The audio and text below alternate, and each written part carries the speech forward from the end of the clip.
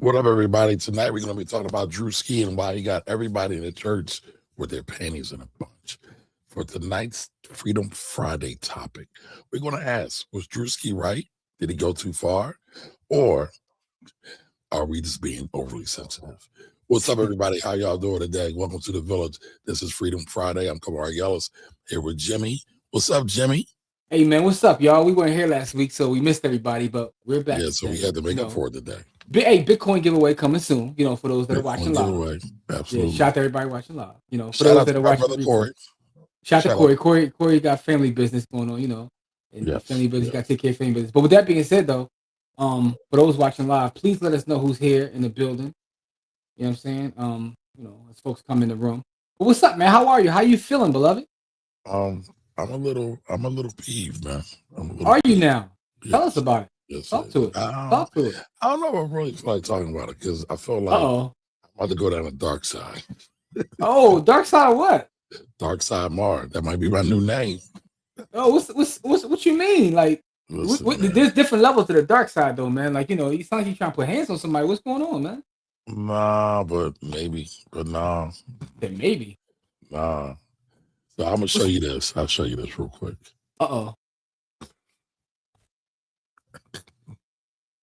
Like, one might ask, how in the world does that even happen?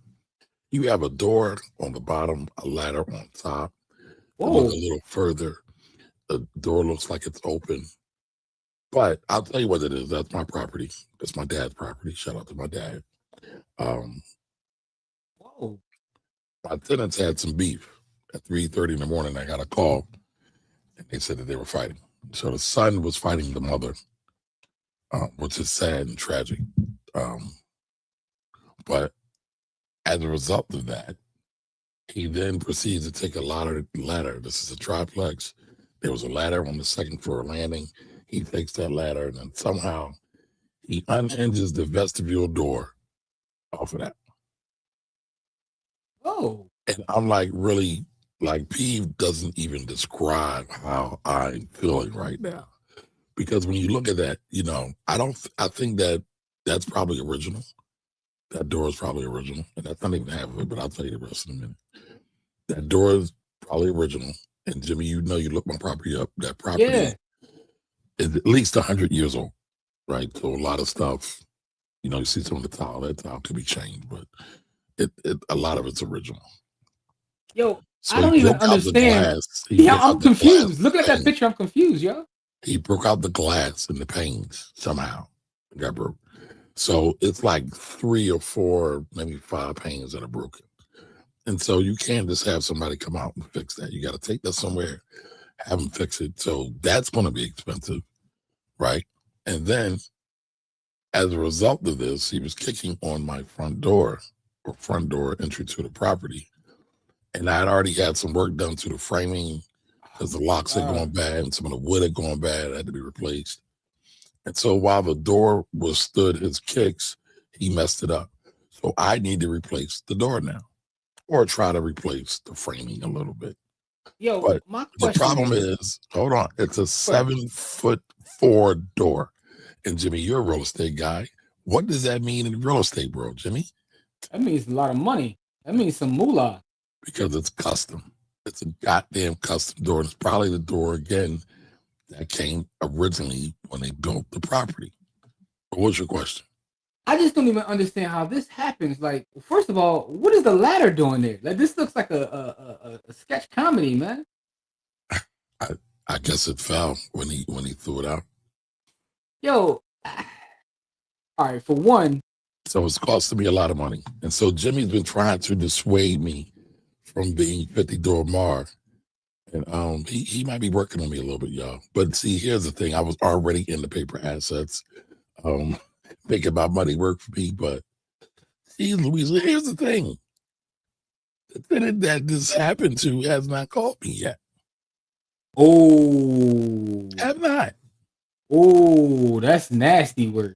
Like, damn, you're not even going to give me a courtesy call. Wow. Yo, that adds like, yo. So it's her son, and she hasn't even called you to say, yo, my son kicked the door in, blah, blah, blah. Yep. Oh, that's disgusting work. Now I don't want to put all her business on the street, right? No, But no. It's not. You don't have to. she's also dealing with some things, some challenges as well. Hey, And man, so, listen. The fact that this goes life on, is, listen. This is proof positive she's dealing with some challenges. Like, yeah. Well, I'm talking about medical health no, understood. outside of this, right? And my heart actually does go out to her, but it's like, man, what in the fliggity floggity fluke is going on? Yeah, that's disgusting. That's So disgusting. that's what's on my mind. Not to mention, so more landlord war stories.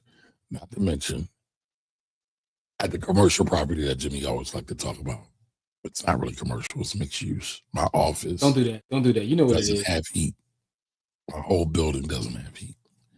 So my two tenants there don't have heat. So I had to go get them radiators and everything. I don't want to be a slumlord, y'all. I'm anti-slumlord. And it's just like, I've been trying to get these chimney liners done since last year. I got one done on one property, but I need one for the other, because what happens is when you got these boilers, you don't get proper airflow. It builds up carbon monoxide. The heaters will then cut off and they'll trip off. And then so it's a total pain in the behind. So yeah, that's what I got going on, man. So hold on. You got all kinds of stuff going on, beloved. Hold up. So yeah, not to mention tax season. Not to mention tax season. Let me get this straight. So you got the one commercial property, you know what I'm saying, with the storefront and mixed use. Mixed use is defined as commercial, by the way, but I'm not even not in the hood. I'm from the hood. I mean, I'm talking about the zoning code. Anyway, so you have one commercial property where your heat is messed up, but you can't get that fixed for whatever reason. You can't seem to get that right. And then in your other property, you got people rumbling and throwing ladders at each other like it's the ECW match. Or WWE. So, wait, is ECW and WWE the same thing now? Well, ECW was WWE took everybody over, but ECW is the one where they actually used to throw ladders. I used to be on South Philly. Shout to ECW, man. Shout to Taz. That's back in the day. It's like a Roddy Piper. No, Roddy Piper is WWF though. ECW. Hulk Hogan. I went through all the old school ones. Yeah, no, but the ones I know. But you're missing the point. ECW was specific. It was like outrageous, right? It started in South Philly. Is where they threw ladders and they landed on tacks. It was kind of. It looked like all threw ladders. They didn't. Nah, not like ECW. Yo, anybody in the chat that remembers ECW, man, let Kamari know that ECW was something different, man. It was actually, very scary. I've been to a couple ECW matches down South Philly, and it was fire and trash cans, and it was raw. Pause. Yeah. But I say all that to say that picture at your property looks like an ECW match. That's pretty scary. Man, I got my own issues going on in real estate now, but I sometimes let's vent. Not like that. Like a therapy session, man. No, so for me, I got an issue with the one property with the gas company, right? So they sent someone out to cut it on. This person says, well, it's not getting enough in the house. I got to call distribution, right? So the gas company. Gas in the house. Coming from underground, right? Okay. So this is the property that I just turned over. So I got all the work done and I'm ready to put it back on the market, but there's no gas there. So they don't even show up. The distribution people never call me, never show up. So I called them back and they were like, you know what? We're going to send them out. Cool. They never show up again. So I call them. They say, according to our records, you don't need distribution. We're going to send another service tech out, right? Which was today. He gets there and says, oh, I can't cut this on. You need distribution. I'm like, yo, y'all don't. First of all, there's no notes in the system that from the previous person. So I'm beefing with PGW right now. PGW is the ops right now. Anybody got any connects at PGW, please holler at me because they currently are the ops. So I'm dealing with that, man. I still have a vacancy over on Taylor, but and the crazy part is I went to the open house last week at PHA. I had some possible tenants, but in terms of quality, it's rough right now, yo. It's rough right now. I want to say something, but I don't want to come off as elitist. You are about to come off as elitist, and I want to hear it. I want to hear your elitist thoughts. I'm not going to say it. No, please do. So I'll say this. I've never heard of anybody finding housing from a fair. Oh, I used to get that. Shit, I feel 90% of myself. I believe it, but what type of tenant are you going to find at a fair? Well, no, PHA fair. I don't know if you've ever been to a PHA fair. I have not. Oh, so that's not like a traditional housing fair. PHA fair is for people that have vouchers and for landlords. And basically they try to push all their voucher holders into these specific things. It's how you find it. It's the best way, one of the best ways to find it. And so the voucher world is a really tricky world because there are a lot of really good people in there, and there's a really lot of trash people in there. Mm-hmm. And I there's some people in the middle.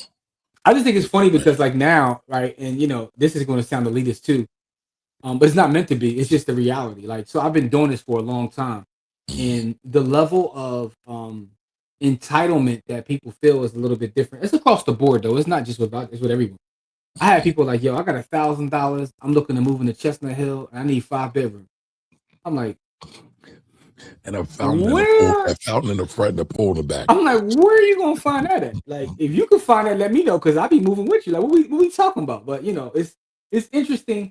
And again, people have the right to ask for whatever it is they want. But yeah, man, wild times right now, man. You know what I'm saying? With that being said, though, before we check in with everybody else, I want to know: do y'all want to hear more about these stories that me and Jimmy have? These landlord war stories that me and Jimmy have. Put that in the chat and tell us what you think. Also, shout out to everybody in the village, man. The village has been growing tremendously, and a lot of great comments, feedback, questions, inboxes. So I'm liking the energy that's going on in the village. So I want to say salute to everybody in there, and for those that participate, and it's definitely appreciated, man. And we've been dropping content pretty much every day. Every day. Well, Jimmy's every day. Content every day. I mean, listen, you work with me. I mean, we was in our studio this week and dropped some content, man. Yes, we were. So that was super dope. I got a question about this first comment, right? Happy New Year, happy Kwanzaa, welcome to 2026. What are your business and personal plans for the new year? I don't even know when I wrote that comment. That's in the chat? Yes, it just popped up. I didn't write that. Uh-oh, somebody got your page right now. I hope not. It's probably a tenant son that took your page over. Yes.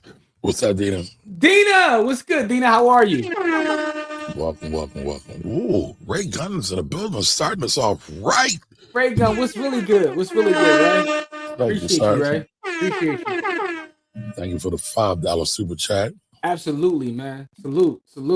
And what up? Ant was really good. Ant's in the village. Salute to Ant. Babs Bunny, what up? Good evening, fellas. May the heat be with you. Listen. Everybody up here is shook daddy. I'm shook daddy. I saw somebody say there's going to be 3 inches of ice. Dog, nobody can survive. Yo, I was in the trenches yesterday. So anyway, I'm going by the Lowe's on 52nd Street, and there was a line. That's West Philadelphia for everybody not from Philly. There was a line coming out the door, and I asked the main man, like, yo, what's that? He says people getting shovels and salt. So then I'm on a Deuce, right? And for those of you from Philly, that's 52nd Street, and I see a young boy who got like a van full of salt. He's selling salt out the back of his joint. I was like, I don't know where he got all this salt from, but he had a line. He in the streets with it. So there's a ball on IG that was telling cats to stack up on salt. Told them where to get it from. Mm-hmm. I'm not mad at that. Listen, he ain't harming nobody, but he was getting $30 a bag and 2 for $50. I thought you was gonna say 100. No, 30 a bag, 2 for $50. Because the opportunities come out when the snow come out. I ain't mad at it. But, he was moving salt. So Philly is wild, man. Crazy part about the Deuce is you don't know what you're liable to see going down the Deuce. That's correct. What up, Edvard? Edvard, what's good? Edvard, man, you got any laundry mats, anything for sale, man? Edvard be out here selling businesses, man. Edvard get to that paper, man. Edvard told everybody, hit the like button. So please do. Adrian, what up, Adrian? What's up, Adrian? Shot-town. What's up, Adrian? All right, what up, Steve? What up? Listen, man, yo, Steve know exactly what I'm talking about. Shout to Sabu. Sabu used to go crazy ECW, man. Okay, I'm clearly out about that. Kamari wasn't outside then, man. So listen, you heard me say Junkyard Dog, Hulk Hogan. You going back to the 80s with WWF? That's mainstream, dog. That's cartoons and TV. ECW was underground. it was a different energy, man. ECW was awesome. Okay. All right. Cookie. Cookie, what's good? Go on. Shout to Kahan, man. What up? Kahan Happy Friday to everybody. Thank you all for being here. You could have been anywhere else, but you're here with us. So shout to Kahan, man. Kahan was there Monday. For the MLK Day event we had. How was that? Don't say it was fire. No, listen. I need you to use it was dope. It was dope. Okay. All right, to highlight that one. No, it was dope. Listen, I always enjoy my time at Coffee Creams and Dreams. Shout out to the black coffee spot downtown Philadelphia. Yo, but hold up though, they got breakfast now though, and that turkey sausage, egg and cheese. It's turkey sausage, egg white, and cheese on a croissant spot. Also, you got some health consciousness going on. Shout out to Coffee Creams and Dreams. I had the opportunity to present there. Kahan was in the building. Kahan was in the building Friday. Yo, shout out to Kahan for always supporting. Kahan was in the building on Friday too at our podcast event. Yes, he was. Thank you. Yeah, appreciate you, Kahan. So that was super dope too. Saturday, me and Kamari went and did it in Cherry Hill. We had an event with Jeff. Oh yeah, how about that? Man. So this last week was crazy. And by the way, if you're in the village, we did a recap of all the events, not the IB Big event, but the other two events. But yeah, super dope, man. I think I might redo my presentation in the village because I feel like they butchered it. I mean, I had some Iris agents though. They co-signed everything I said though. So I'm cool. Yo, I got a whole presentation of class I'm doing in the village about the one I did for Malik because for whatever reason he recorded it, and when he sent me the recording, it's not showing the slide. I'm like, I don't know if something's up with his Zoom, but like it's like showing us instead of the slides that I'm speaking of. So Malik is not tech talent. I mean tech. Hey, listen, man. Shout to my brother Malik, man.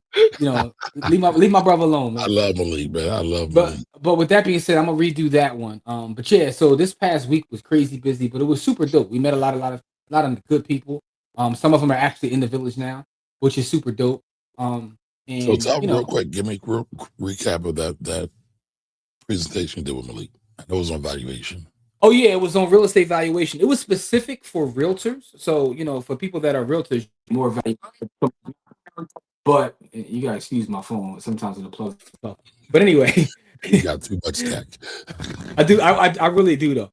But no, so it was about how to value a property, and it was like doing data science on the fly. I wasn't getting deep into the data science, but I did show how to do calculations on spreadsheets and a couple other different softwares and how to pull comps. How to view comps and different tools that you can use. It was specific for realtors, but I feel like anybody can get a little bit of value in it because you can apply it even if you're not a real estate agent. So that was super dope. Okay, so for me, who wants to be who's this rookie real estate owner, want to be aspiring ghetto landlord, what advice would you give to me? Did you call yourself an aspiring ghetto landlord? That sounded crazy. Listen, I just showed you. Listen, man, I showed you what I got going on, man. How else do you describe this? He called himself an aspiring ghetto landlord. How else do you describe that? It sounds like you just want to get shit. What's one thing I can learn from that? I'll go check it out. But so here's the thing. What you can learn from that is, for one, how to understand the value of your property and how to upkeep the value of your property, and how to also understand what's going on around you, right? Because it might be time to pivot. So. You totally get out, sell the property? I mean, you never know. It all depends upon what the data says. It's really about following the data and understanding how data affects your property, understanding how things that happen from an external standpoint and also an internal standpoint can affect the value of your asset. So it's super dope. But I'm bringing that to the village. I got the PowerPoint presentation. I just got to find time to do it. Well, I'm thinking about doing it live. So if y'all want to pull up live, y'all can. And if not, I'll just save the recording and put it in the village. But the only issue, not really an issue, but I'm worried about I don't want that to happen again, where it's not going to really fully show my presentation. So I might do it here. I'll run the slides for you. I might need you to do that because we might do it here. We might do it on this platform instead of Zoom. Like do it on this platform. That's fine. That's fine because I know distantly that's our brother, but I'm sure it was an error, a human error. So I'll figure that out. But yeah, so that's what that was, man. And on Friday, we had our actual live podcast. We're actually going to drop that in the village. Kamari got the content. I saw you editing it, but I don't know. No, I didn't edit it. I just got it. So you just got it. Our all-star videographer, Karan. Yeah. Shout out to Karan, man. Karan really looks out for us, man. Because yes, he does. Karan got big clients, so when he comes mess with us, I always Yes, feel he like, does. I feel Yeah. honored by that, man. But no, Well, so he believes in us, man. So yeah, that's super dope. So that was a conversation about home ownership and owning of land within our community, and we had our sisters on with it. So it was Courtney as well as Liz, who were both professionals in their own right. One is an attorney and one is a mortgage banker. So for us, that was pretty super dope. Um, and then Saturday, Kamari taught a class about tax, and I talked about real estate and Bitcoin. That's what I do. I did not teach a class about that. Well, you tried to, but I mean, I Kamari's tried class. to. Yo, I realized watching Kamari teach his tax class that I couldn't be in that profession and like actually try to teach, because taxes more than any other space within like finance. I think taxes got more fake gurus than anybody. I don't know. I think credit might have it. But here's why I say tax, Okay. because all the real estate people, all the credit people, all the stock market people, all of them be jumping in your lane. You know what I'm saying? Everybody wants to tell somebody what they can write off, if nothing else. You know what I mean? Like, They I was tell them watching what they can write off, but they never tell them how to defend against the IRS. I was watching a video today, and the dude was talking about like you got to create X amount of content per week, because then you can write all your clothes off, because now you considered an entertainer because you create content on TikTok.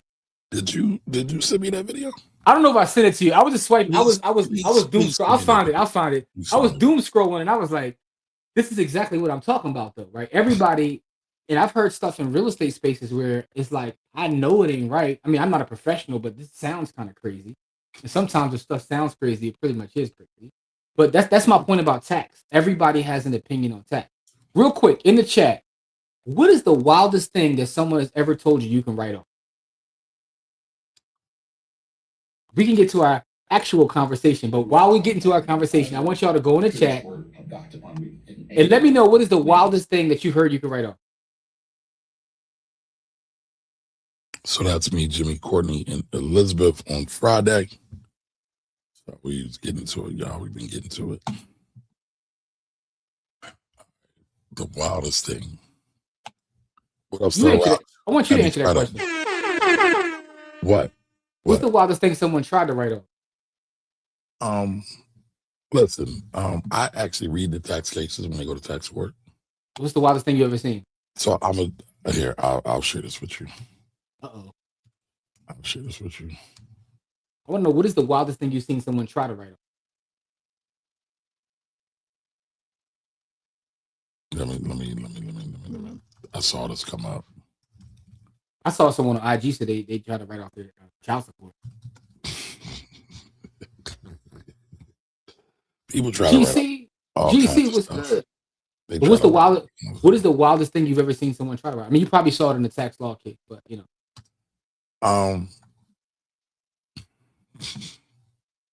there's a lot of stuff. I mean, the fact that people steal other kids, that ain't nothing, man.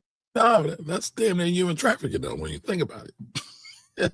Writing someone else's kids off? I mean, think about it. When you really think about it. That's a stretch right there, bro. I grew up in the hood. Everybody had, like, you know what I'm saying? Just because everybody do it doesn't mean it's not wild. Yo, man, shout out to Miss Beverly, man. And you know what I'm saying? She had all the kids that would hook everybody. I'm gonna chill. Me out here giving out names. No, I'm gonna chill. But you can't compare that to human. Yo, you wilding right now. Claiming someone else's kid is human. What you just said? Yo, I can't believe you called that human trafficking, bro. So look at this, Jim. Woman sues the IRS to have pets classified as dependents. That's actually going on right now. And it's really about cats. They got this little cute dog on here, but it's a daggone stinking cat that she's mad at. She's like, she takes care of the cat and she wants I ain't mad at her, man. That's a fur baby, man. If she wins, I'm copping me a new animal. I mean, I see all kind of wild stuff. I mean, it's hard for me to do it because I've been doing it so long. I've seen so many things that literally I've forgotten, and I'm not even trying to flex. I'm serious. Like, it's wow. All right, listen, everybody in the chat, though, what's the wildest thing someone told you or you saw someone try to write off? I want to know what y'all got for me. So I'll share a personal story, right? What you write off? For me, I write off all legal things. But for me, it was very impactful. It was very toxic. Um, I almost got into a fight in my office with my client's boyfriend because she said I made her cry. What? Long story short, the client came to me for several years. This is when I was running my dad's office, so it was just me in there. Every year she would have new kids. I would ask her, "You adopting these kids?"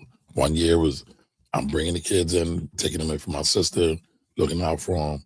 Next year was, "I got a couple more for my cousin. I'm adopting them."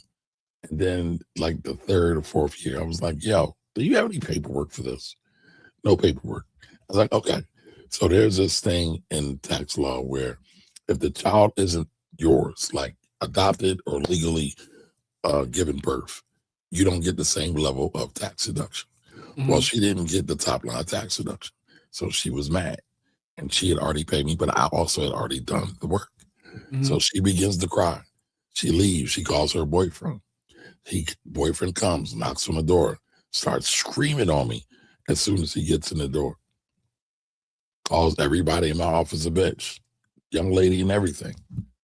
We do an exchange and said, "Listen, just get the fuck out of my office, take your money back, and just be gone." We literally exchange money while we're cussing each other out. So for me, that's probably why I said using other people's kids as a form of sex trafficking or human trafficking is because I'm so traumatized by it. Yeah, that's a bit much. To call it human trafficking is a bit much. Right? I'm very traumatized by it, though. Yeah. And I think that was a major reason why I didn't want to even be bothered with taxes for a while. Yeah, listen, man, you got some man. See, this is when you want to be the ghetto landlord and the ghetto tax accountant. Anyway, No, I don't want to be a ghetto tax accountant. I do have another story where a guy started a nonprofit, tried to run all his construction jobs through the nonprofit. So yeah. Listen, man. Hey, listen. Kamari's a big time tax guy, though, right? So the other day, last week, as a matter of fact, I'm minding my business. I'm watching. The mayor has a press conference. Who do I see standing behind the mayor talking about taxes? You know what I'm saying? Kamari's at the press conference with the mayor, sitting in the back, trying to I was like, hold up, look at Rory Marr, I saw you though. That's what I saw you. You saw me. You was to her right, but watching on TV, you was to the left. I saw you. Way in the back. I saw you though. I just want you to know I saw you. Way in the back. I was hiding. You was trying to hide from the cameras, man. But you're big time. You're a big time tax guy, man. You up there with the bourgeois. See all that. The bourgeois. It's just Kamari having. Yo, Jamil's crazy. Let me get some of these comments, man. Go ahead and get to it. No, GC was really good, man. How are you, man? GC, I don't know about this next comment. Let's talk about this though. Which is funny coming from you, because GC, I thought you was the super Google guy, right? You was telling me how you was buying a bunch of Google stock. So now you're saying their entire business is going to get destroyed by OpenAI. I disagree with you. Yeah, I don't think that's true. I don't think it's true at all. I think Google is well positioned, and Google so much data. Like there is no company I think that has more data than Google. And the fact is, from my understanding, from last time I read, Gemini is actually catching up in terms of users. So outside of Android, outside of YouTube is now the biggest streaming platform out of all streaming platforms. I saw that article came out recently. Like YouTube, between YouTube TV and YouTube, they have more people using their platform than anyone, including Netflix, including Hulu, including everything. So Google is well positioned. So I don't see that happening. And by the way, Google just recently became a $4 trillion company. Insane. 40. Geez. 4 trillion. 4 trillion. Insane. So Jimmy, I want to show this to you real quick. The Philly tax team. I'm right in the back later. So show it to you again. The Philly tax team. Up there with Madam Mayor. Hold on. You got Look at the getting shouted out at the mayor's press conference. The Philly tax team. He shouted everybody out. She mentioned all the programs. Listen, I'm gonna say this though, man. I told you I saw it, man. I am a part of the program for the city. It's actually a wonderful program, right? And I think it's going to help a lot of people. because what happens is a lot of people, when they don't get their taxes done, they're locked out. They can't get contracts, city, state, federal. Like, and there's a lot of money there. And so here now, the city is actually going to pay accountants to do tax returns for small businesses in the city of Philadelphia. They're going to pay it. It's up to a certain level, but it's still going to pay it. So a lot of people who have not paid, and Jimmy will know this because a lot of our real estate brothers and sisters don't pay their taxes and they can't get a tax clearance to get their real estate or rental license. They get all kinds of jammed up. Listen, Now I got beef. I got beef right now with and Burton MPT. But listen, I had a tax question for you. Matter of fact, I shared your post because you are doing some sort of tax thing in the community to do people's taxes for free, right? Yep. In February. So I saw that. I was like, oh, that's super dope. So, I shared it on my page and whatnot. But I was reading it, and it said that up to 67,000. And the question I had is why that number seems mad specific. What is it about the number where y'all stopping at these the services in the community above 67,000? Why 67,000? Because that's the number the IRS deems when they do their free file. We just use the same guidelines. Because okay, so if you make less than 67,000, you can file for free. Is what you're saying? Yeah. Yes. Ah. Okay. Yeah. There's a lot of programs like VITA, things like that. Okay, well that answers my question. Income tax assistance. That seems mad specific, though. I'm sure it has something to do with some kind of economic poverty level number or something. I thought they was just trying to do like 6, 7, like. Nice. No, I'm just wondering, like, I see what you did there. No, because it was mad specific though. That's why I was confused. All right, anyway, man, what up, Jamil? Jamil, Detroit's in the building. So I want to get this comment. Didn't he slander me? All right, hold on. Before it wasn't slander, it was a joke. He said you having a Corey versus Anton situation going on, man. What you and me? Yo, I think that is one of the weirdest things ever. I mean, I know you and I talked about it. I think they both was corny. But Corey, not our Corey, because Corey would never do this. Corey Holcomb started talking about this man's daughter. I'm like, how wild is that? That's crazy. Saw that. Yeah, I'm just like, that's super corny. But I know Corey, quote unquote, says he doesn't care. But you lost some cool points. You lost some man points. I mean, that's some bitch shit to me, in my opinion. Hey, listen, man. Yeah, I mean, listen. I wish both brothers well. That's all I'm gonna say. I got no comment. Women and babies are exempt of the foolery, man. Supposed to be, unless they are actively taking parts of it. Supposed to be. Truth is, I don't know if that's ever been the case though. But anyway, I guess. So GC said that's the craziest thing I've ever heard. I don't agree with that. Which part don't you agree with? Like, no, in terms of YouTube, that's the actual. I would look it up, but I just saw it. I just read it.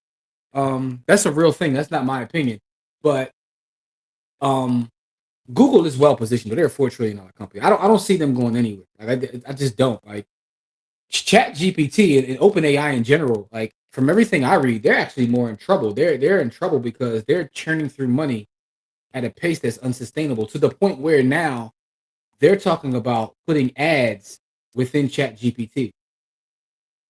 Right? Yeah, because their churn is crazy. It's insane. Well, their churn is insane. It's unsustainable. That happens because their VC money is getting funny. Yeah. So they're getting ready to put ads in Chat GPT. And I also wonder if they have to put ads in Chat GPT, like what would that do for the user experience? And I also was reading how people are now trying to create ways that you can take like your full history from Gemini, say, and put it in Chat GPT, and then also the other way around. That's like a new wave too. Because that would be interesting too if you could take all your data with you. Because people just be going back and forth depending upon who got what at what time. So that should be interesting. And also, I like to see competition too because I think that as consumers, we win. It's best for us, yeah. Yeah, we win. But yeah, Google is well positioned. Like they're not going anywhere. First of all, the craziest part about Google, like that a lot of people don't even recognize about Google, is also one of the greatest investors in the world. If you ever do your deep dive on like Google Ventures would be considered one of the greatest hedge funds ever. But that's just like a side. Got some stuff. That's a side mission. Well, not Google. Private equity. Both. BOFF. Both. They operate kind of in all those spaces. And the interesting part about it is they have huge equity in Uber. They got huge equity in like all these different companies. And it's like, yeah, Google as a company, Yeah, they're phenomenal. That's right, Warren. No women and children. No women and children. I agree, but Thank the you. point I was making is I don't know Thank you for that if super it's ever chat. been practiced, man. But it should I be. mean, no, it hasn't because I want to go down there.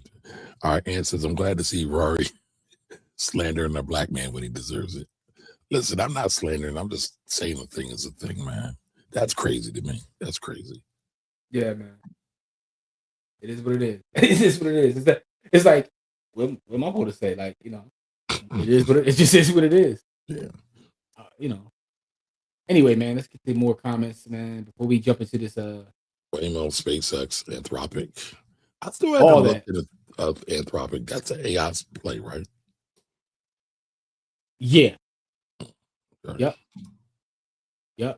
I'll let you get through the comments. Google is well positioned. Trust me, as a tech guy that's actually immersed in it, Google is doing just fine. Yep. They are the first to crack the AI image issue. It generated 1 billion images in 53 days. What's the AI image issue? What was that? Well, the other part about it is not half of OpenAI wouldn't exist without the Google research. Like, it's just not. Your thoughts on Meta buying Manage? Zuckerberg this I don't know what Zuckerberg must know something we don't know. Let's put it that way. OpenAI is be bankrupt by. Yeah, OpenAI is I'm interested to see what's going to happen. I wonder if there'd be an acquisition target or whether Microsoft will just take the whole thing over. What, Manus? No. OpenAI. I was reading OpenAI. Oh, OpenAI. I think if it was taken over, I think Microsoft would probably be first up. And I also is it true? Because I didn't read this. I saw the headline, and sometimes headlines can be deceiving. That Apple gave up on trying to compete, and they just did a partnership with Google. So Siri will have Gemini in it. I think I did see something like that, but I didn't go super deep into it, so I gotta go look because their AI, they kind of feel that they. I see Apple's about to drop their first folding phone in 2026. Oh boy, here we go. They finally. I don't want a folding phone. Oh, listen, I'm gonna have both of them. I carry 2 phones anyway, so I'm a douchebag. I got 3. I walk around like a douchebag with 3 of them. But I'm definitely gonna upgrade. One of them you don't use as a phone, you use it as a camera. Well, I use it as a couple of different things. Yeah, camera. It's my camera, my GPS, my little yeah. But seriously though, I'm going to upgrade because I got the iPhone 16. I didn't buy the 17 because I was waiting for the fold. So I'm gonna cop the fold instead of Oh wow, Anthropic is responsible for Claude Code, which is a beast when it comes to code and tasks. Okay. Yeah. I've heard other people say that. I've heard people. Here's the crazy part. They like chat for image and Claude for the other more heavy end admin stuff. Go ahead, I low key would love to use Google as my main AI software. Why? But Why? Honestly, because I'm immersed in everything else Google. I use Google Drive, Google Keep, Google Tags, in which all have a Gemini built into it. My main device is the Galaxy Fold 7, which has, Samsung AI, which runs on the back of Gemini as well. Well, I'm gonna give you some props, Jim. I think you're gonna love this, right? Okay. So I too use a lot of Google. And there's a couple of things Jim put me down to: Google Keep, Google Task. Yeah. I've been having a problem with my business because my email is on Microsoft. I actually hate Microsoft. I only like Outlook because I've used it for so long. I switched my email from Microsoft to Google. I am loving it. I am. Oh, me too. So my JW Philly Realty domain all works through Google Workspace, right? So one thing I've been trying, and I'm not gonna lie to y'all, maybe one of y'all can help me with this. I cannot get with what's it? Google Sheets. Not Sheets. What's the one? I love Google Sheets. Not Sheets. I like Sheets. I love Sheets. Talking about the PowerPoint. The PowerPoint one. Slides. For whatever reason, I can't come off of PowerPoint slides. I can use Sheets as opposed to Excel. That's not a problem. That's only because you want to do animations and it doesn't go the same way. way. It does work. It does have animations. But I know, but I said it doesn't go the same way. Yeah, it's like a whole new learning curve. Theirs works completely different.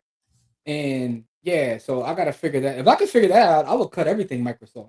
I still pay Microsoft every month just because I have a bunch of stuff in OneDrive and I haven't taken the time to move it over to Google Drive.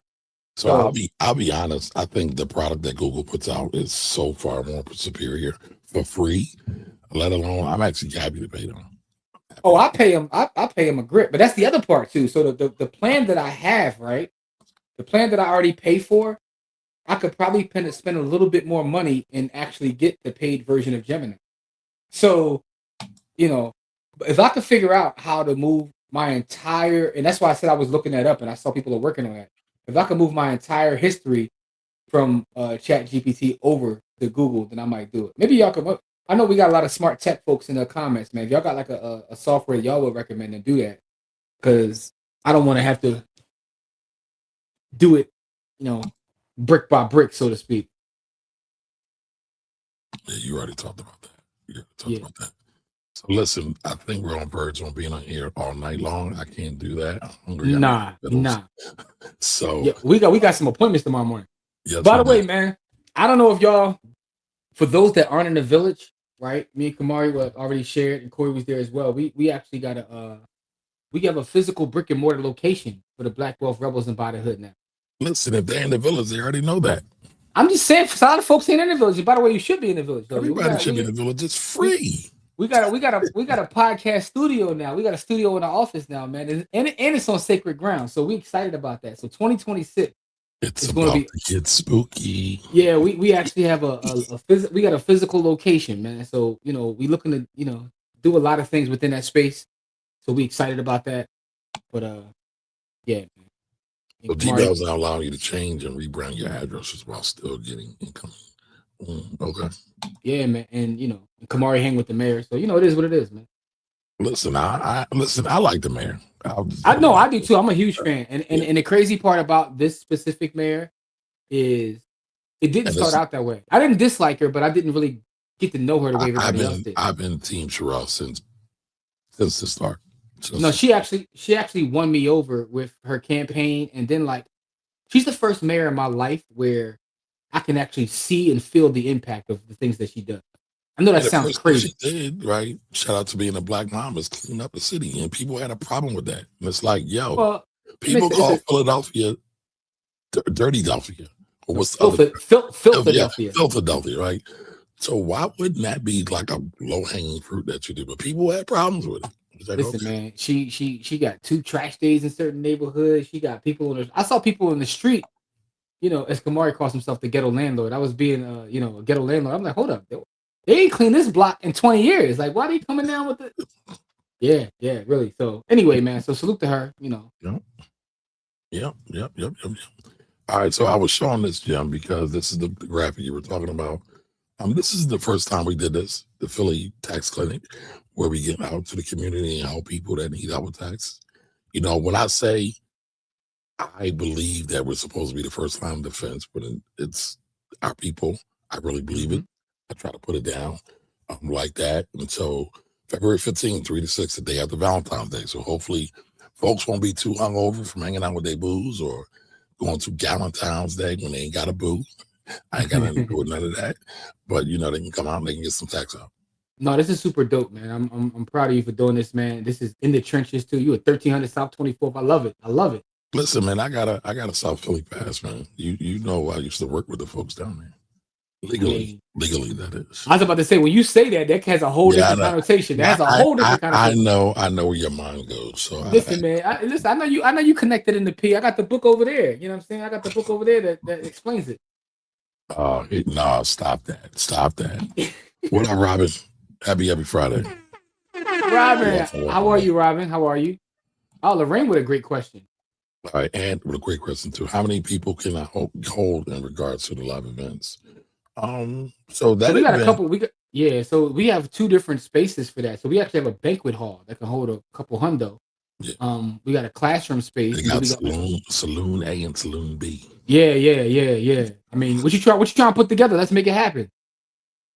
All right, so this is a good question. Lorraine says, how do you feel about 0 DTE options being added on Monday for Apple, Tesla, Google, etc.? So I know that's your thing, man. I've been meaning to get down to it. I haven't. So let me explain. So I haven't been doing a lot of 0 DTEs anymore, right? I've been focusing on cover call. I've been focusing on the wheel specifically. But hold on real quick. 0DT, is that 0 days expiration? Yes, it is. Okay, didn't know that. All right. Yes. Well, yeah, you put it together though. Context clues. But to me, this is more like this is where we are, and here's what I mean by that. I've been like crying from the top of my lungs about what's going on in society because I feel like this is the next wave of the crack epidemic. They're turning the entire planet into gambling. Yep. Zero DTE is probably the closest to gambling you can get within the market per se. And I know a lot of people who do zero DTE will tell you, no, it's about, this candle and that candle. All I'm saying is it's the closest you can get to gambling as it pertains to the market. And when I look around at people gambling on the weather, people gambling on next thing the president's going to say. I look what's going on with DraftKings and how they've invaded sports, and it's a scary situation. And specifically in Philadelphia, they say has one of the highest rates of addiction to betting. Yep. Yeah, and this is just like more par for the course in terms of what's going on. It's one of the ways they're going to steal a lot of wealth from our community. Because when me and Kamari are in the field talking to the youth, they're talking about parlays. And I'm talking about 10, 12, 14-year-olds talking about running parlays. First off, you're not even supposed to be able to get an account at that age. You know what I'm saying? Like, so if somebody's helping you set the account up, well, you're running parlays to somebody else's account. But it's a thing. So for me, this zero DTE, and maybe I'm overthinking it, but to me, it's just more of what's already going on with what's the name of that site? I know one is called like Kalashi or something, and then it's like Poly Market. People are literally betting on everything. And I actually shared this in the village too. The CEO of I think it's Kalashi, whatever it is, he said that in his opinion, anytime two people disagree on anything, that should be a financial instrument. That's a quote from him. He said, anytime two people disagree on something, that itself should be a financial instrument. So if me and Kamari say like, yo, whatever we disagree on, it's somehow people should be able to bet on it. And it's just a scary place that we're heading. And that's, to me, is what I think of when I think of that. All right, let me keep moving on. Kamari over there running a parlay right now. No, I was going to ask you a question. Glad you're doing good, Robin. I was going to ask you a question. What's that? Because I got some leaps. Okay. And so I was going to actually put this in the village today, but since we're all talking, my XLE leap is up like crazy right now. What's the percentage? 27 percentage. 3 figures. Okay. So I'm like, should I cut half and let the rest run, get my profit? Because that's what I used to do when I was professional. I would always cut half, get my profit back. I mean, get my basis back, get my initial investment back, and just let the rest run. But the way these, and I'm not the best at options. Corey and Jimmy are way advanced to me when it comes to options, but I really do like my leap falls. The most money I be making be from leaps, and I be wishing I go deeper into these places. So for 2025, one of the things I did, and I did it on Google Sheets, by the way. So salute to everybody who does this, because everybody should be doing it. So I did a lot of SPY day trades, right? I did a lot of SPY day trades. I did a lot of leaps. I did some swings, and I charted it all in different tabs on Google Sheets. My entry point, my exit point, whether I won, whether I lost, whatever it may be. And after looking at it towards the end of the year, I realized that I made most of my money in 2 different types of options. It wasn't my swings, and it wasn't my zero DTE. It was my leaps, and it's when I sold positions, when I sold puts, like, cover call. And when I looked at how much time I dedicated to the zero DTE versus the return, it just didn't make any sense to me from a time standpoint. I'm always measuring things by time because time is the most valuable asset. So I'm spending all these times going through the charts, looking at candles, doing all this, trying to catch it in the right move. But the end result is inferior to when I'm looking at just basically catching it when it falls and then jumping into a leap. What am I doing? So that was my analysis. I really just went back over the game film. And the funny thing is, when I talk to people that do operate in the options market, I'm always shocked at how many people don't take the time to study what they've done. So that's all. So that's why for me right now I'm I doing mean, so covered basically, calls. you created a trade journal. Yes, for lack of a better term, yes. Yeah. I mean, listen, those are powerful. I mean, when I first started trading, they always said do a trade journal because that lets you know what you're doing and it gives you a way to go back and analyze your data, right? The data always goes back to the data. hmm And that gives you guidance, and that's a proof positive how that works. Yeah. So that's that. So here's a question. Jimmy, have you ever had a Vice Lord burger while in Chicago? It's a bacon cheeseburger sub gyro meat with lettuce, tomato, onion, tzatziki sauce. VL's Vice Lords are typically Moors and don't eat. I didn't know that. I didn't know that. I didn't know that either. I just learned a lot. First of all, I've been to Chicago several times and I've never had a Vice Lord burger. I've never heard of a Vice Lord burger. Listen, the You know what I'm best saying? thing I ever had was in Chicago. Yeah, I was just in the shop. When was I in Chicago? Last year. Oh yeah, for the Stevie show. Went to the Stevie show in Chicago. So I was just out there. I mean, I definitely, was in my deep dish bag then, but I haven't had a Vice Lord burger. That's kind of wild. And Ann says true. She agrees with you. So Kalashi is ultimately harmful.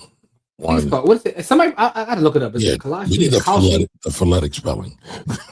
Yeah, pretty much. It's ultimately harmful. I was considering it. Almost 10 years in the market, so my risk adverse level is high. I get that. Yo, but the stuff you could bet on in there is like insane. And also, I was trying to figure out how they work. So I was looking at their business model, and actually, it's genius. It's evil genius. So they basically do nothing but it's almost like when you play poker and they have a house and the house takes a rake. They just take a rake. Everybody betting on both sides of that, they're just like operating the book and they just take a percentage. So they don't care whether you win or lose because they're finding people on the other side to take the other side of that bet. So they're like market makers, but just for betting. Yeah, and that's how they actually get away with it because they're not considered. They're considered a prediction market. They made a whole new market for the prediction market. All right, so Dina says, I came from Vice Lord territory in Chicago. So Dina, is that common there? Are a lot of them Moors? Do a lot of them not eat pork? Let us know. I didn't know that part. Shout out to El Rukin though, man. El Rukin, for those you know. I mean, I've heard of it. Again, I haven't gone deep down into that. So we didn't talk anything about what our thumbnail was about. You want to have a quick conversation about it, man. It's a quick convo. We have to talk about this, man. Quick convo, man. Right.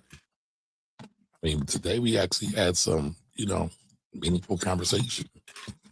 We always do, beloved. Somebody in the congregation asked why I'm wearing Christian Dior and Christian Louboutins. Because I'm a Christian and I walk in the blood of Jesus.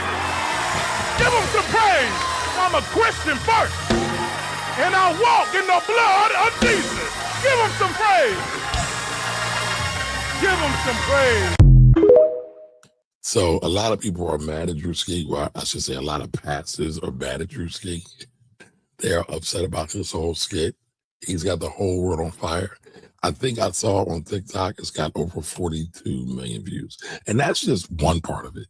That's not the whole thing. So I think that's pretty telling. I mean, what do they say? A hit dog will holler? I think this whole thing is interesting because for what he's super talented, right? So he, want to give him his props for that because he's super talented. Yes. And what's funny is how many people I saw after this specific skit, because this skit took fire fast. Someone sent it to me on Instagram, and then by the time I went to Twitter, TikTok, it was everywhere. And I was like, damn, it's catching on. I mean, that shows you just how many people this resonated with. But here's what I was thinking about. So many people was like, Netflix needs to give him his own like sketch comedy show. He needs to get a sketch comedy show. And I was realizing like, I don't know if he needs them. He already kind of has one, right? When he drops a skit, not that the internet stops, but it goes everywhere. You know what I'm saying? So I don't know that he actually needs one. That's the first thing I thought of. And then I saw the responses from pastors. I saw think pieces. I saw people writing like, full on think pieces. It's like, 4,000 words about what's going on here. I saw Michael Eric Dyson and Mark Lamont Hill have a conversation about it. Are you serious? I didn't see that. Oh yeah, absolutely they did. Like, so it's like it's taken off in a way that's like, to me, none of his other skits have. Although he does have very popular skits, like he does Yeah. very popular. But this might be his magnum opus thus far. I Thus don't far. think he's done. But thus far, I do believe that if he were to get on a bigger, more mainstream platform, it could help to expose him to a bigger audience. does he I need mean, it? That's debatable. That's debatable, right? I mean, Michael Jackson got his roots to start with black music. Then when he did his magnum opus, it got shown to the world, and it just took him to a whole other lane. So I don't know. I don't know.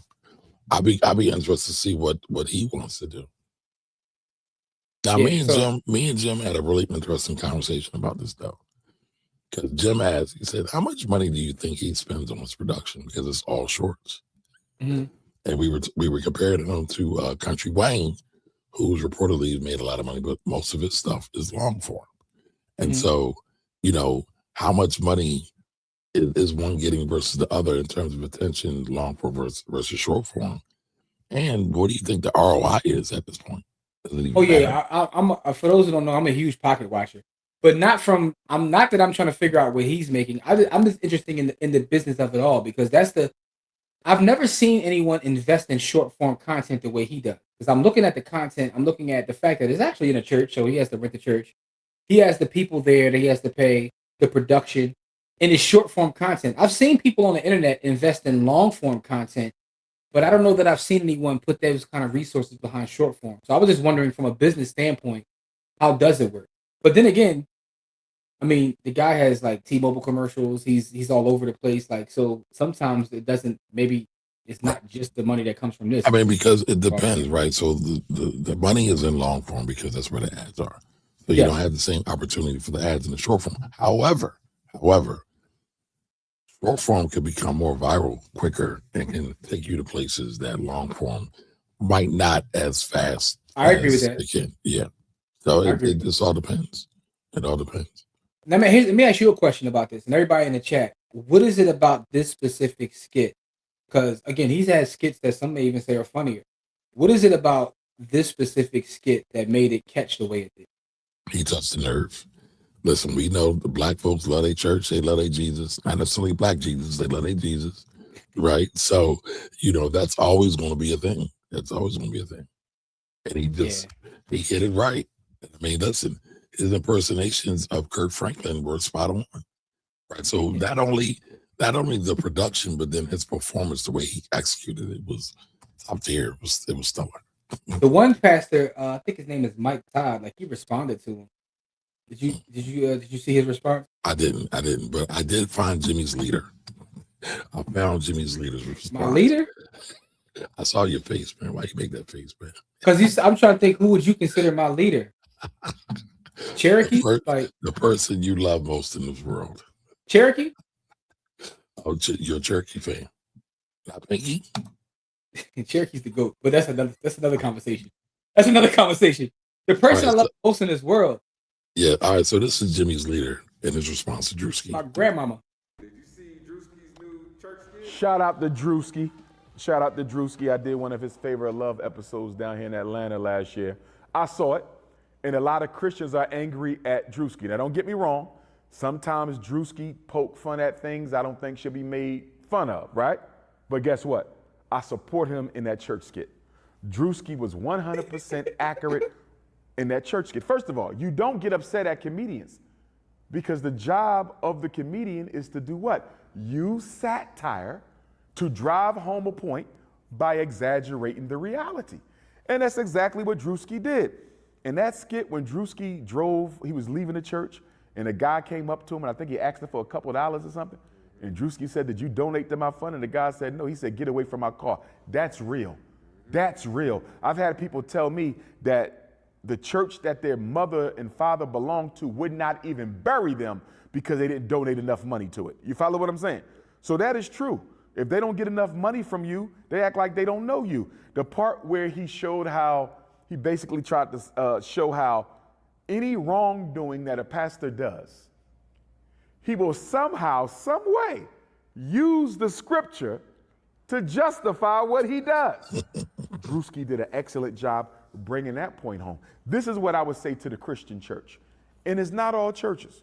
And mind you, you talking to a descendant of pastors, okay? That's where I get my gift of public speaking from. And I speak in churches all the time, so I have an issue with black Christianity. My issue is the fact that the church, collectively speaking, does not hold itself accountable.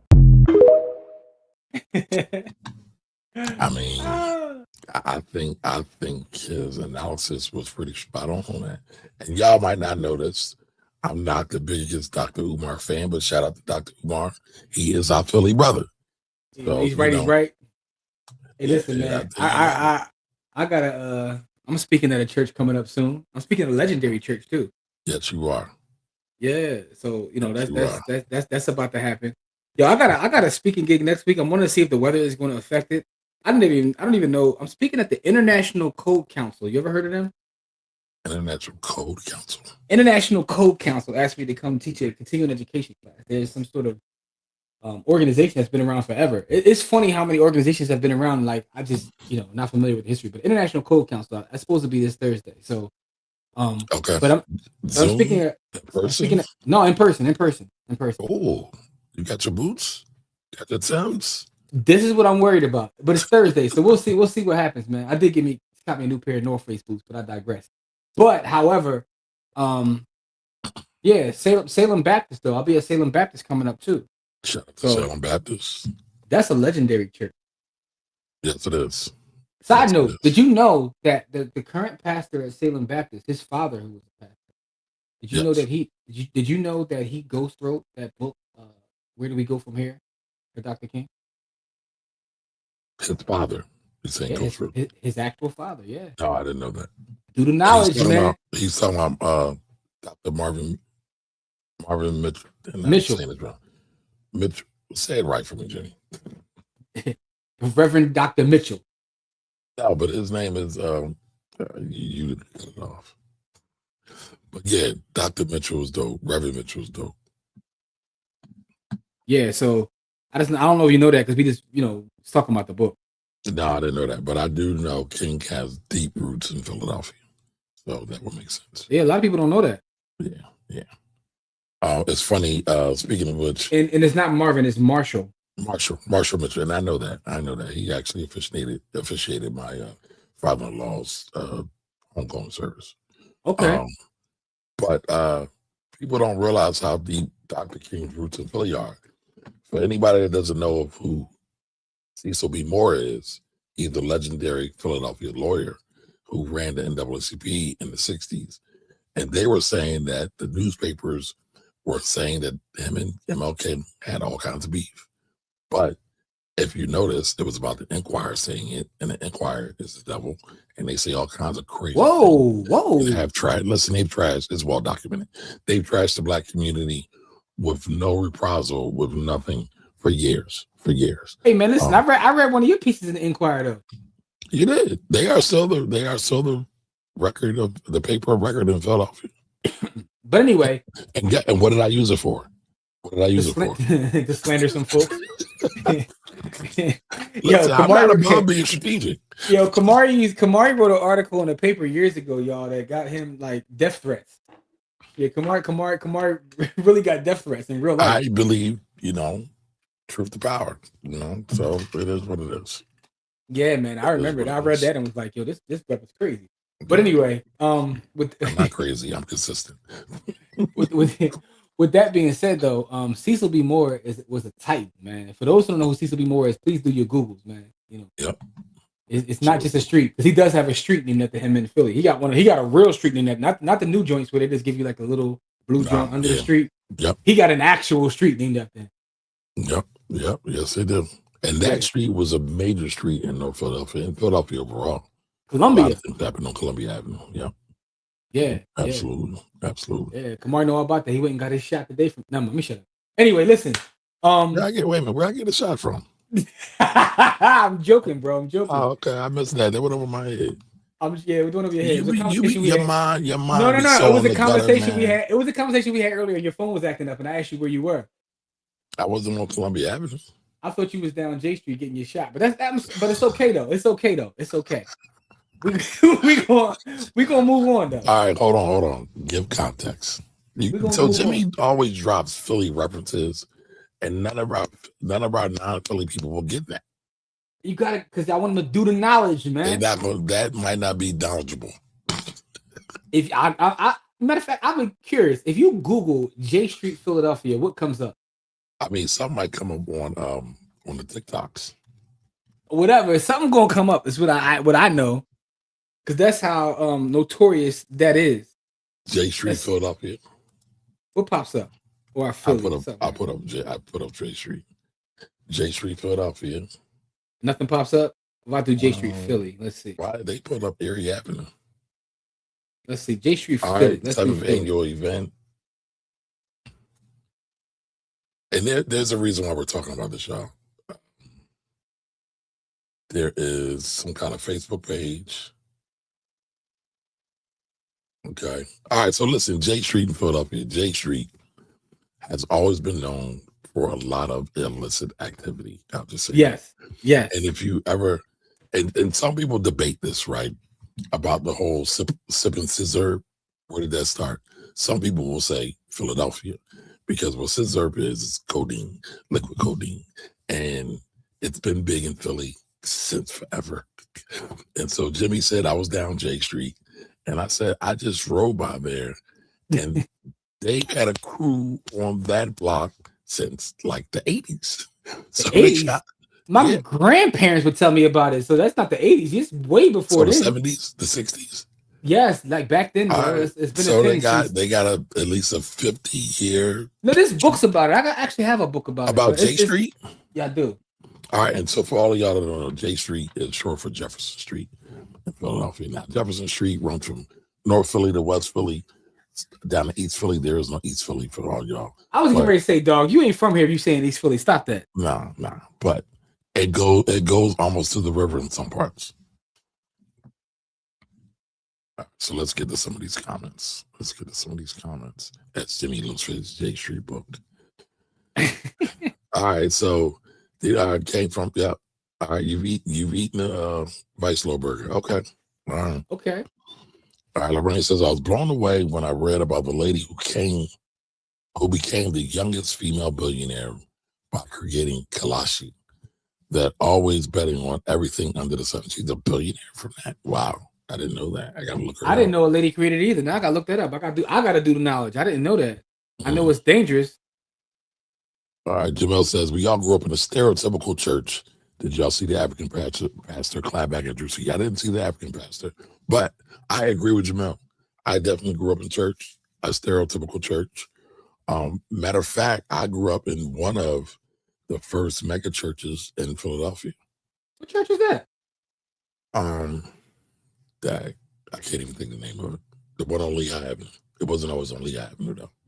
The one at 20, what's that? 22nd Lehigh. That joint was huge. Yeah. So it started in Logan.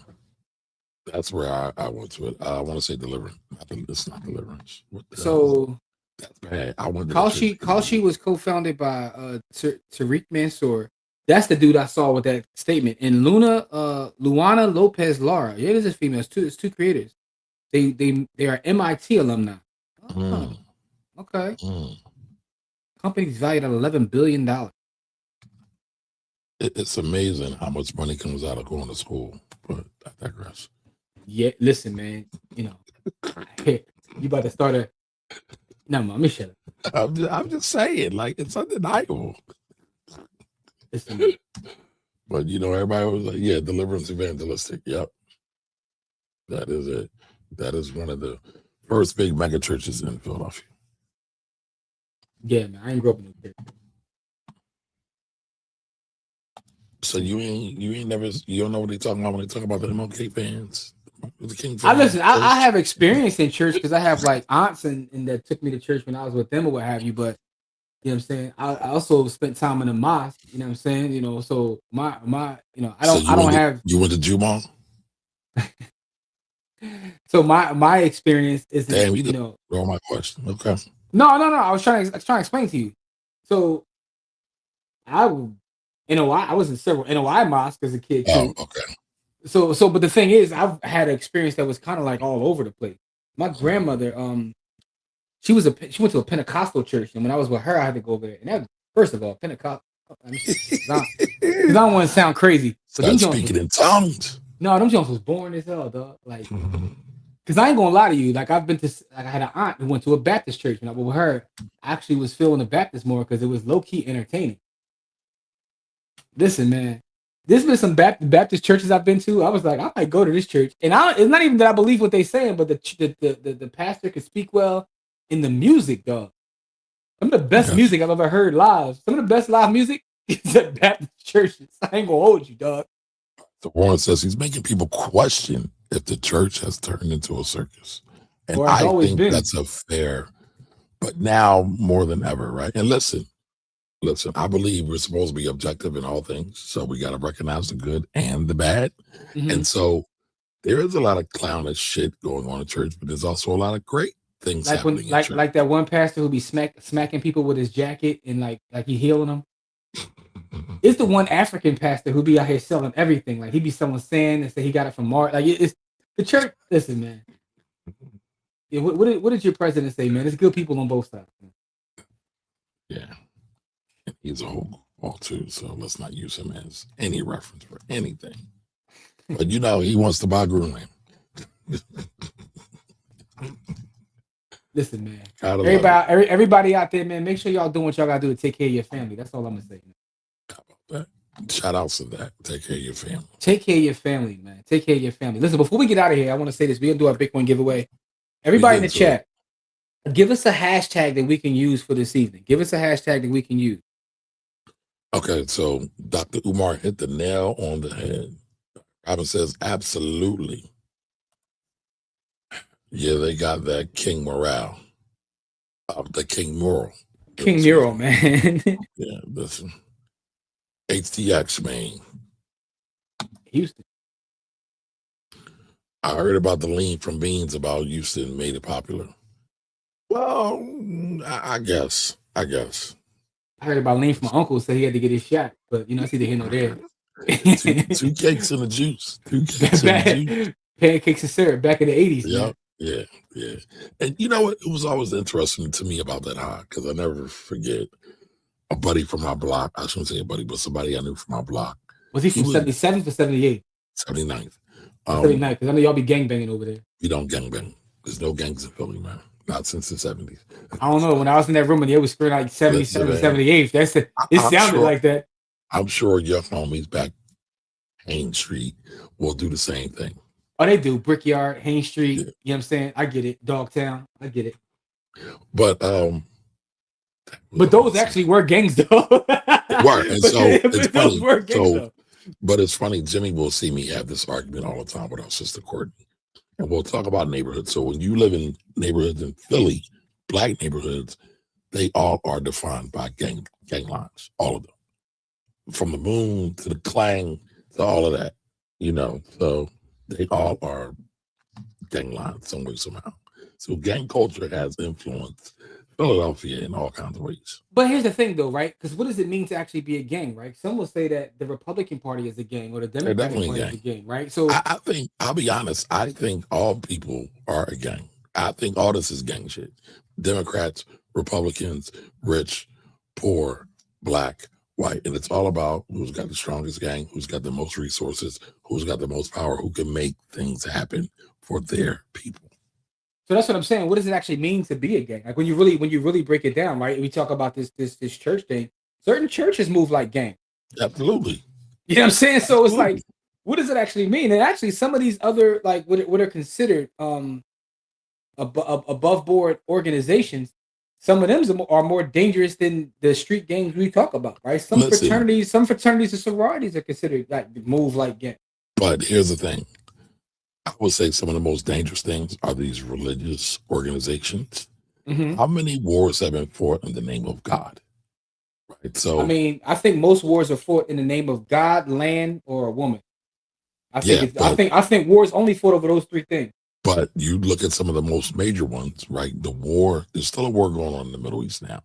Mm-hmm. It's largely over God. Yeah. Islamophobia is a war over who is being called their God. And to me, it's all crazy because when you really get into the text of all of these things, a lot of it's the same damn stuff, all of it. But nobody wants to talk about that. What up, Dave? I see Dave's in the comments. He said, "What year do you think the H-Town started doing lean, especially if you're not from the South?" I have no idea, to be honest with you. What up, Nicole? I just know back. I just know it was a thing here, like in the 50s and 60s, like that early. 50s, 60s, 70s. Cats 80s, was getting their 70s. shot back then. Because it was funny, right? Because when I first started hearing it out of Houston, again, I heard it via hip hop out of Houston. I was like, "Oh, so it ain't just us." You know what I'm saying? Like, yeah, I was like, "Oh, so it's not just us," you know. So I mean, and listen, but I don't care where it came from, because actually I don't think it's nothing to be proud about. It's not in terms of where it and listen, started. we don't need to claim it at all, but it is a thing. It is a thing. Yeah, definitely. So what's up, Nicole? How you doing? Happy Friday. Happy Friday to Dave. Nicole, the honey hustler. Listen, I ain't gonna Nicole. I was. It's gonna sound crazy, so I don't mean it. I don't mean it this way. Do you need to take a minute to rethink about what you said about to say? I was just going to say I was tasting her. I was eating some of her honey this morning, but I don't mean it in a weird way. No, listen. Wait a minute. You didn't say pause first. Well, it's a young lady, so I'm not going to say pause. But what I'm saying is, so for those who don't know, Nicole, the term pause is misogynistic too. No, it's not. But listen, for those who don't know, Nicole is AKA the honey hustler. She has her own business, and she's got a honey farm. She has a honey farm, and so I got a huge jar of her honey, which is super fire, by the way. You know what I'm saying? So I had it this morning, you know what I mean, on a little egg and cheese biscuit, so it was kind of fire. So I just want to shout Nicole out for that. Shout out to Nicole. Yeah, I just looked it up. So yeah, she's the co-founder. Hashtag sanctified. That's his request. Hashtag face profit. What up, Big Patmo? False prophet. Big Patmo, what's going on? How you been, beloved? Hashtag amen. Y'all are funny. Hashtag church. Hashtag hallelujah. Hashtag amen. All right, and Jimmy got that comment from Dave. Yeah. Hashtag Druski. You know what? You gonna run with that one? I think that's fair. But I want to see what else we got. Hashtag Reverend Ike. Oh, Reverend Ike had bars though. Yeah, I rocks with Reverend Ike. That's what I'm saying. Snowstorm. Whoa. That might happen there. That snowstorm got everybody shook right now. Yeah. Lorraine coming in with the knowledge. Gang equals tribe equals clique equals network equals circle. I would agree. Yeah, so I mean, it is what it is. Yeah. Wyatt Earp's wife was sipping lean in the Tombstone. You know what? She damn sure was. Really? By the way, I love that movie. Listen, that's why he went and started messing with the other sis, because his main chick was gone. She was gone off. She had to get a shot, and she was gone. You right about that. That was an excellent movie, by the way. Tombstone's one of my favorite movies. That's not the one where he says, "I'll be your Huckleberry." That's not that one, right? There's another one. I know there's several. No, it was that one. I'm your Huckleberry. That was in Tombstone. I know. Doc Holliday. No, Doc Holliday said that in Tombstone, which was played by Val Kilmer. Okay, I never knew people up north was into the late night. Yeah, same here for me. I didn't know that people down south was, so it's kind of the same thing. Yeah. It's kind of the same thing. I didn't know it either. If you guys have an event and want to offer free haircuts, let me know. My son will give out free haircuts. Oh, super dope. I appreciate that. Super dope. Yeah. He agreed to this. She volunteered him without him agreeing? Right. She will do that too. Whoa, what you mean? What's going on out in Memphis? I'm not hip. I don't know what's going on out in Memphis. Only thing I know about Memphis is their music. And that was all right, Cookie says snowstorm. All right. Jarrell, what's up, Jarrell? What's up, beloved? Friday. Jarrell, how's the youngster, man? Gotta be a couple months at this point. How's the youngster doing? Yes, he did. I'm not sure what that's in reference to. No, you asked did she talk to her son about it? Did he volunteer? Okay. All right. All right, so what you want to run with? You want to run with Druski? I'm feeling a snowstorm. See, listen, I'm worried about this. It got Kamari shook too. Daddy. Listen, man. All I want to know is I gotta reach out to your man Craig, man. I might have to and hire him this week because I mean, listen, you didn't like my number, but guess what? He came through and didn't charge me a dime on certain things. So he shows up on time, Listen, shows man. up ready to play, shows up ready to win. Oh, hold on, don't say that. I just paid him a nice piece of change for that job I hired him for. But that's a separate job. It is. But But I shout was out to talking you about for supporting black business. that's what I do. That's exactly what I do. So the snowstorm got everybody shook. So we'll see how this plays out, man. But if you want to run with hashtag snowstorm, let's go hashtag snowstorm, man. All right, what do y'all say? Hashtag snowstorm, hashtag Druski. Which one is it? First one wins. First two wins. What y'all got? Y'all never answer my question. Do y'all want to see more of us, more content about us talking about our landlord war storage? Oh yeah. All right. He's 2 months. He's great, man. He's been chilling, eating, and getting fat. This is the best life. time. That's for life. babies. Life. It's the best time for babies. Life. He living a life of Raleigh with his teddy a pet. All right. We splitting it. All right, Druski. All right, let's go with Druski, y'all. Let's go with Druski. So Nicole's feeling me too. Oh, wait, what? It was a 6F GD who was an internet sensation, always saying on Larry. He got into a motorcycle accident. Memphis treated him as an insider. Oh, I didn't. First of all, I'm not familiar with him in general, or that story right there. Oh! I know who you're talking about now. I know. Yo, hey, so Jamil. That's the guy's name. He is white, but that's the guy's name. But he rocks with a lot of black folks. Yo, Jamil, send me a link, pause with the information about that. I want to watch it because I want to, see that. You see Jarrell's comment.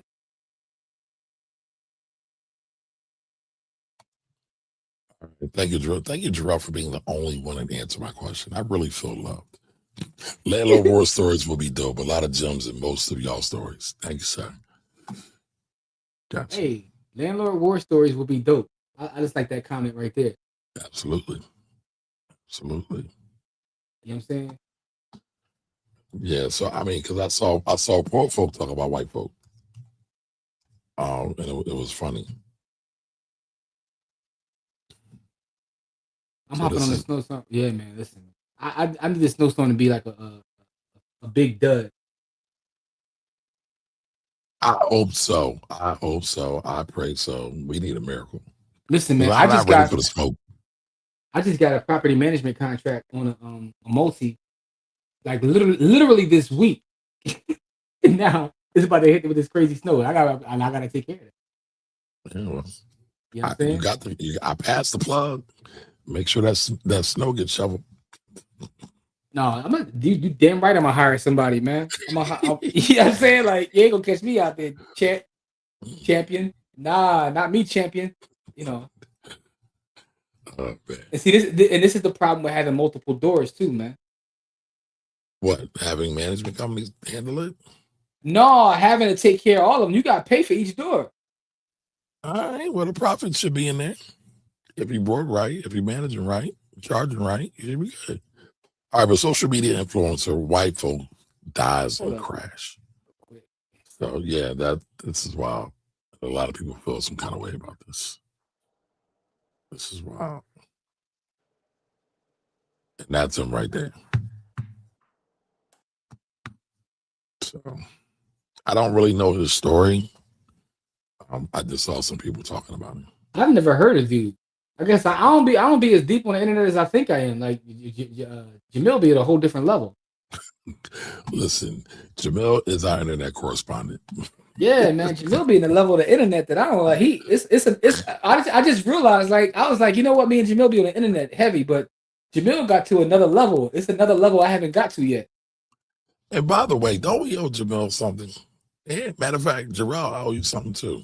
We're supposed to review a couple of things. Yeah, we cooking, gotta get the word. Definitely cooking. We gotta get the word. Listen, man, we got a studio now, so we about to really get to work, man.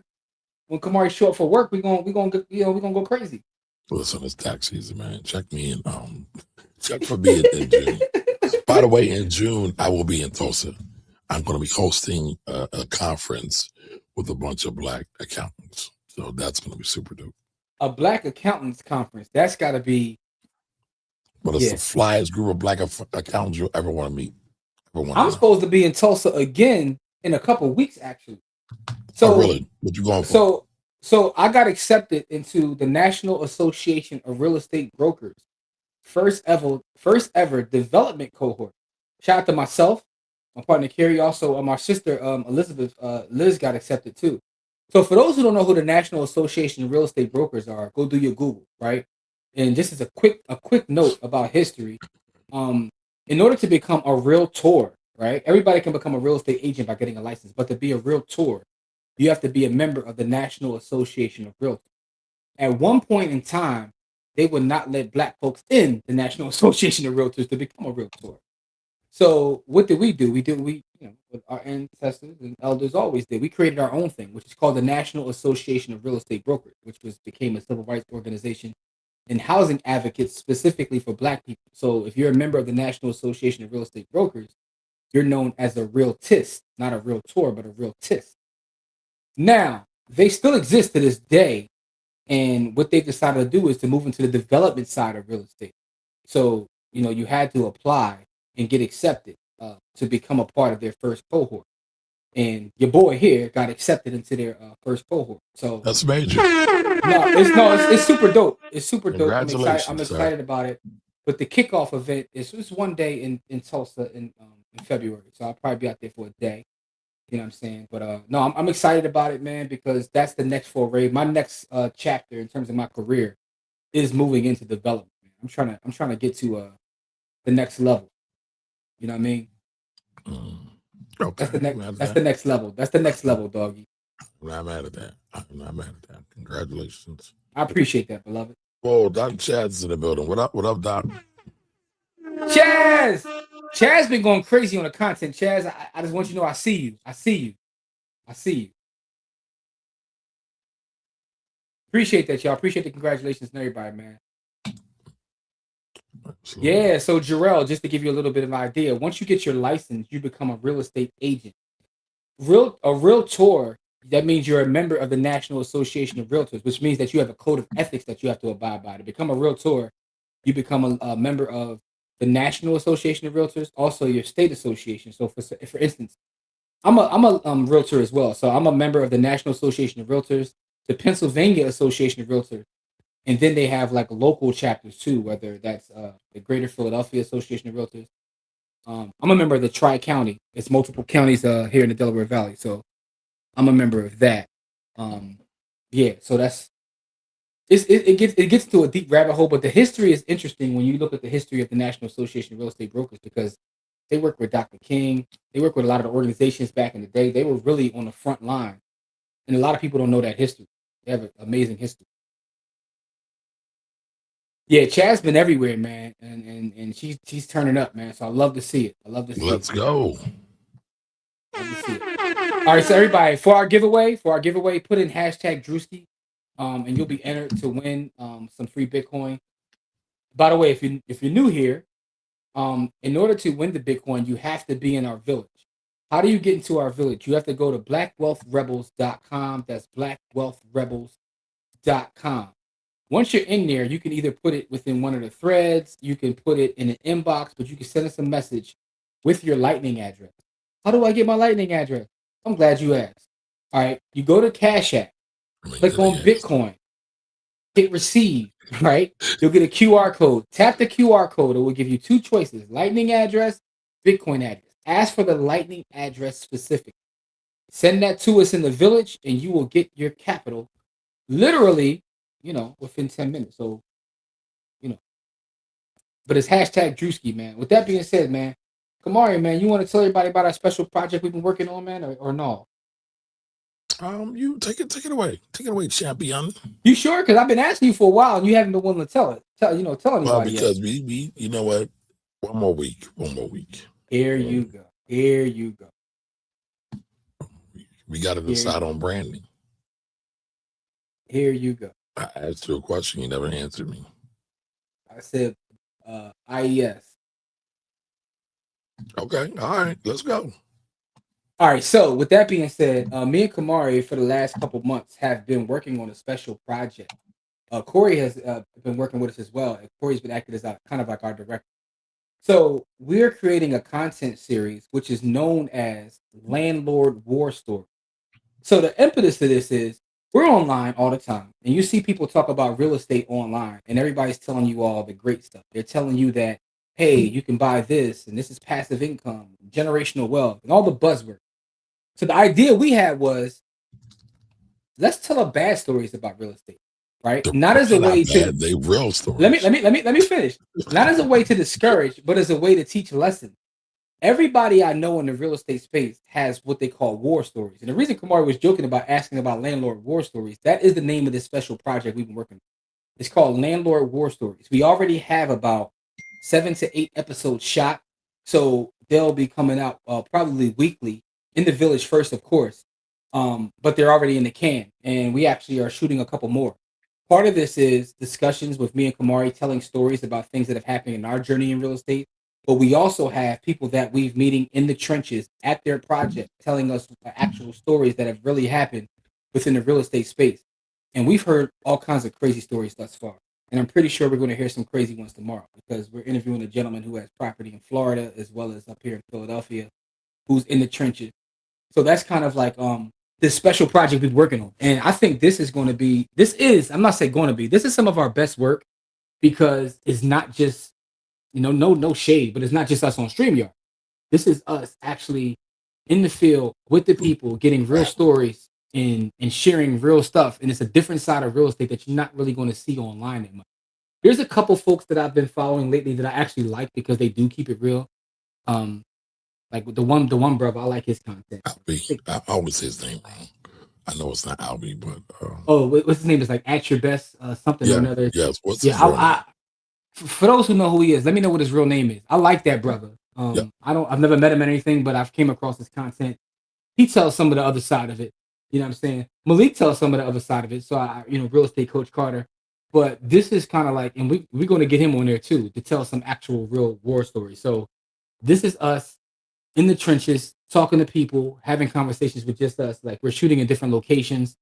But this is going to be some of our best work. You know what I'm saying?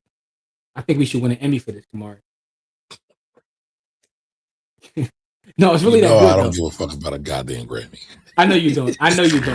But I was watching like the last episode we shot. And I said, "Damn, this is good. Like, this is actually good work. I'm very proud of this." So, and I'm hoping that it's going to, outlast us because there's so many landlord war stories.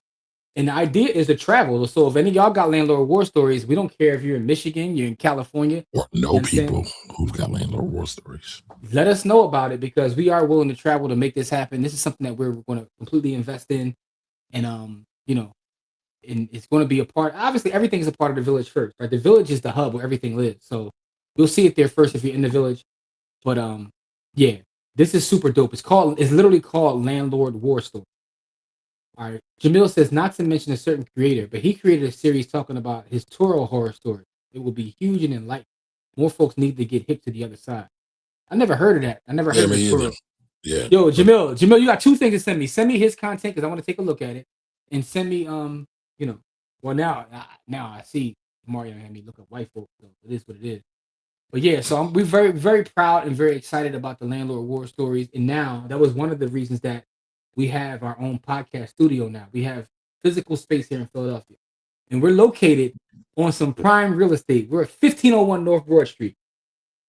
If you know, you know. That's sacred ground that we on right now, man.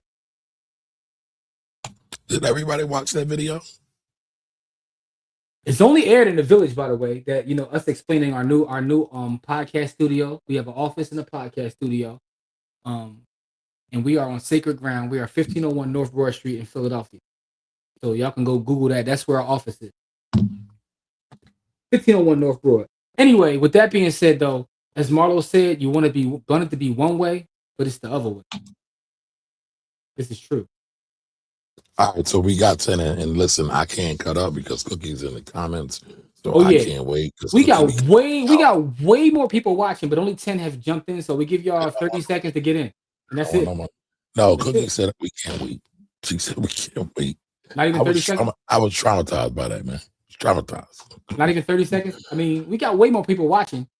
I mean, they don't want the money. I mean, they don't want them sats. They don't want the By the money. way- They want the honey. By the Right. way, our internet correspondent, can you tell us what sats are and how Oh many yeah, they yeah, are? yeah, yeah, yeah, yeah, yeah, yeah, yeah. Jamil always hold us down every week with that. Yeah. All right, we at 11 now. Did Bitcoin go up at all? We at 12 now. What's BTC at these days? You know, bro, I don't even be caring about price, so I haven't checked it. But I'm gonna check it All right right. now because you asked me. Because you asked me. 89,000. No, it ain't about being rich. You know what I'm saying? So It's what's it about? What's it about? I'm focused, man. Tell Stop to holler at me, man. No, I'm focused, man. I find great assets I want and I just accumulate. I'm an accumulation. Uh-oh, Cookie back at your neck again, beloved. Yo, what's up? Why are you back at my neck? Hey, Cookie, I was just waiting for Jamil to break down what the sats are. What does that equate to in sats? What we about to give away? That's all I was waiting for before we do our spin, man. 89,478. 89,478. Yeah, we got 89,430 in the chat. So back in the day, back in like 2017, before Bitcoin became as mature as it was, there used to be a hack. I used to go to like certain exchanges, and their rate would be different. I would literally buy from one and then go to the other and sell it just to make. That's called arbitrage. Of course. But it caught up. The market caught up. But it was like an easy hack early in the day. All right, here we go. Now we can get ready. Cookie is at our next, not just mine, because I can't carry the weight. I just wanted. He says no waiting. Let's go. All right, 27,921. All right, we're giving away 27,921. All right, you ready? Let's Squad go ready? Let's go get them. Good luck to everybody. Boom, bang.